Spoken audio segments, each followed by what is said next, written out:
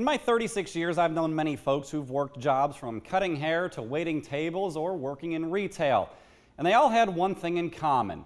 They had to deal with people. Let me tell you why I suck. I've had a problem with that once where the customers got belligerent. Yeah, pretty much like cussing and saying they weren't going to pay their tab. Jordan Doherty's been a server at Harlequin Steaks and Seafood in Lake Charles for almost 9 years. He says some people simply don't get it. Some people are just very rude in nature. Some people just are, they don't have the concept of just being cordial. Which is why, despite the perception that customer service is a lost art, is it really hard to blame some workers for taking an apathetic approach to your plight? So we get our feelings hurt because we know these people too, you know. If you're waiting on a table that you see twice a week, and then all of a sudden this couple comes in that's never been in here before, and they tell you how horrible, they go tell our manager how horrible the service was.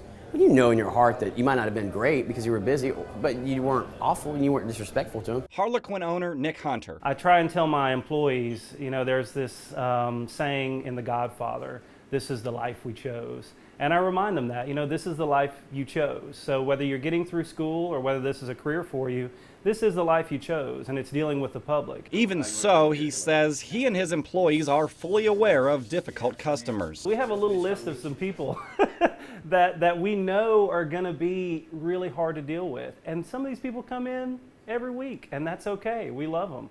But I will sit down with the server before they take care of that customer, and I'll say, hey, FYI, give you a little heads up.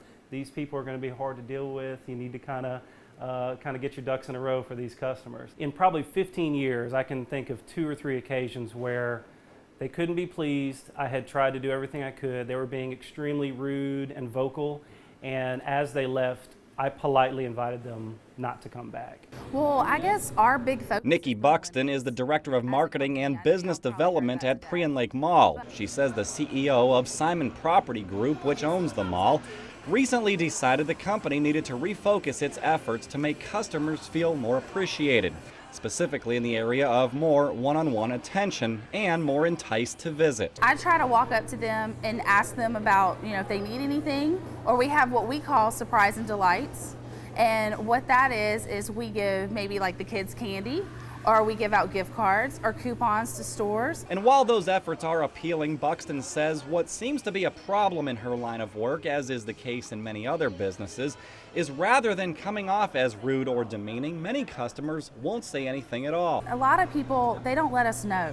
If you're unsatisfied, we want to hear from you, because how are we going to fix that if you don't let us know as a shopper? But that comes with an emphatic reminder. If you're coming at us calmly, we're going to be able to address it and really go to the tenant and talk to them, hey, how can we help this customer out? And we've done that. In the end, it all comes back to something we all should have been taught at a young age, and it really is quite simple. The golden rule: treat others the way you want to be treated. Is that really so difficult to comprehend? At your service, Eric Tiger, KPLC 7 News.